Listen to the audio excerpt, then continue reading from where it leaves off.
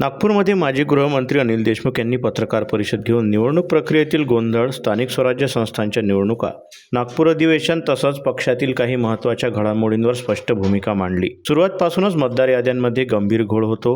आमचा आग्रह होता की यादी दुरुस्त करून निवडणुका घ्याव्यात, पण निवडणूक आयोग आणि सरकारनं ते ऐकलं नाही, अशी टीका देशमुखांनी केली. नगरपंचायत आणि पालिका निवडणुकांमध्ये गोंधळ निर्माण झाल्याचे सांगत त्यांनी काही ठिकाणचं मतदान स्थगित होणे ही त्या गोंधळाची साक्ष असल्याचा दावा केला. निवडणूक आयोग राज्य सरकारशी चर्चा केल्याशिवाय इतका मोठा निर्णय होत नाही. स्वतः मुख्यमंत्र्यांनी हा निर्णय चुकीचा म्हटला आहे. ऑनलाईन ईव्हीएम हॅकिंग होऊ शकतं. स्ट्रॉंग रूममध्ये लोक ठेवले तरीही फेरफार शक्य आहे. कोल्हापूरमधील प्रकरणाबाबत विचारले असता यावर देशमुखांनी उत्तर देणे टाळले. नागपूर करारानुसार 3 आठवड्यांचे अधिवेशन होणे आवश्यक आहे. कापूस, धान, सोयाबीन, कांदे यांसह विदर्भातील अनेक प्रलंबित प्रश्नांवर चर्चा व्हायला हवी होती, पण सरकार 7 दिवसांचेच अल्प अधिवेशन घेत आहे, असा आरोप त्यांनी यावेळी केला. राष्ट्रवादी काँग्रेसच्या स्थानिक पातळीवरील चर्चेबाबत देशमुख म्हणाले की अनेक ठिकाणी पक्षांनी स्थानिक पातळीवर निर्णय घेण्याचे अधिकार दिले आहेत, परंतु राज्यस्तरीय पातळीवर पूर्ण एकत्र येण्यासंदर्भात चर्चा सुरू नाही.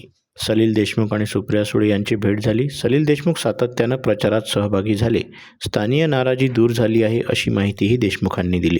असं आहे की सुरुवातीपासून आम्ही सर्व मतदार याद्यामधील जो घोळ आहे की ज्या मतदार यादीमध्ये अनेक दुरुस्त्या करायच्या आहे त्या पहिले दुरुस्त्या कराव्या आणि मग नगरपालिका, महानगरपालिका, जिल्हा परिषदच्या निवडणुका घ्याव्या, हा आमचा सुरुवातीपासूनचा आग्रह होता. पण या निवडणूक आयोगाने आणि सरकारने ऐकलं नाही. आता नगरपंचायत, नगरपालिकेच्या निवडणुका झाल्या. संपूर्ण या निवडणुकीमध्ये गोंधळाचं वातावरण आहे. मतदार याद्यामध्ये घोळ, दुबारा मतदान, अनेक ठिकाणी मतदान झाल्यानंतर सुद्धा आता परत काही निवडणुका त्यांनी स्थगिती त्याला दिली आहे. अनेक नगरपालिकेच्या निवडणुका आता पुढच्या 20 तारखेला होणार आहे. अनेक नगरपालिकेमध्ये काही वार्डाच्या निवडणुका 20 तारखेला होणार आहे. हा संपूर्ण गोंधळ त्या निमित्तानं या निवडणूक आयोगाचा चालू आहे आणि निवडणूक आयोग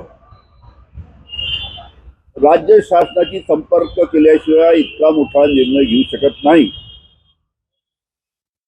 आता स्वतः मुख्यमंत्री जेव्हा म्हणतात की निवडणूक आयोगाने अशा पद्धतीचा निर्णय घेणं चुकीचं आहे. आम्ही सुद्धा इतक्या वर्ष सरकारमध्ये होतो. निवडणूक आयोग इतका मोठा निर्णय घेताना मुख्यमंत्र्यांशी, उपमुख्यमंत्र्यांशी, सरकारशी चर्चा करून त्यांचं मत जाणून घेऊनच निर्णय घेतं. पण हा संपूर्ण जो गोंधळ आहे याच्यामध्ये तर सर्वांना आता संशय आहे की या गोंधळाच्या वातावरणामध्ये आता ज्या ठिकाणी निवडणुका झाल्या ते आता ईव्हीएम सध्या स्ट्रॉंग रूम मध्ये आहे. आता हे सरकार जे आलंय सध्याच हे ईव्हीएम मध्ये घोटाळा करून आलेलं आहे.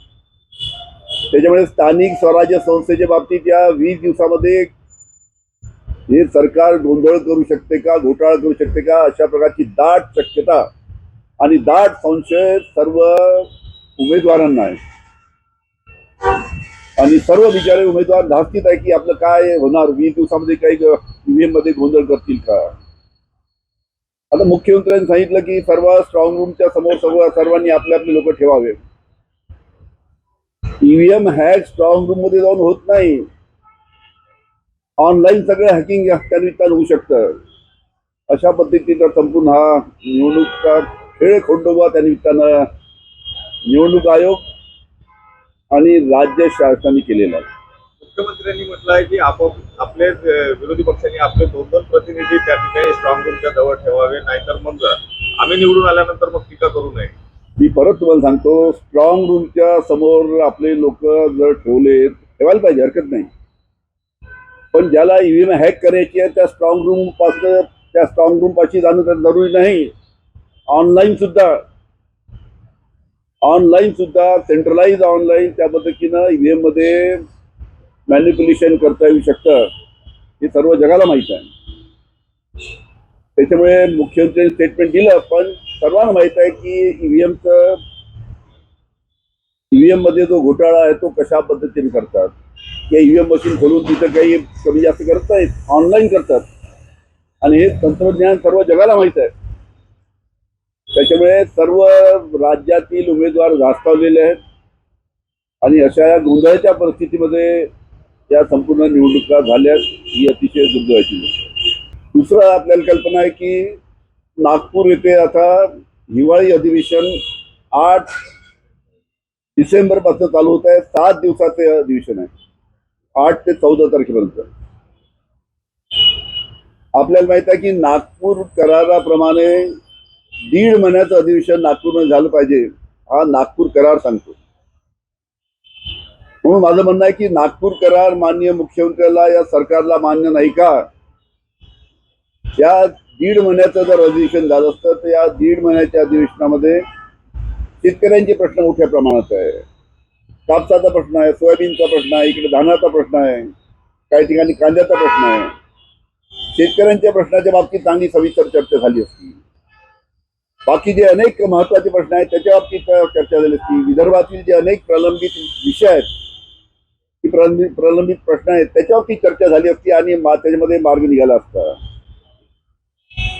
पण 1.5 महिन्याचं अधिवेशन घेण्याच्या ऐवजी फक्त 8 दिवसाचं राज्य शासन अधिवेशन घेत आहे. नागपूर कराराचा या शासनाला विसर पडलाय, हे माझं ठाम मत आहे. पहिल्यापासून ठरलं होतं की 8 दिवसाचं अधिवेशन घ्यायचं. ज्या गोष्टी कानावर येत होत्या की 8 दिवसाचं अधिवेशन व्हावं, 1.5 महिना अधिवेशन झालंच पाहिजे. त्याच्याविषयी अनेक जे प्रश्न प्रलंबित आहेत ते प्रश्न विदर्भातले सुटणार नाही, महाराष्ट्रातले सुटणार नाही. तर पुण्यामध्ये चर्चा रंगली आहे की दोन्ही राष्ट्रवादी एकत्र येत आहे, पण काही नेत्यांचा त्याला विरोध आहे. काय तुमची काय माहिती आहे? असं आहे की अनेक ठिकाणी स्थानिक स्तरावर निर्णय घेण्याचे अधिकार बहुतेक सर्व पक्षांनी दिले आहेत. त्याच्यामुळे स्थानिक स्तरावर जे पक्षाचे अध्यक्ष आहेत, पक्षाचे प्रमुख आहेत, त्या ठिकाणी चर्चा करून योग्य तो निर्णय घेतात.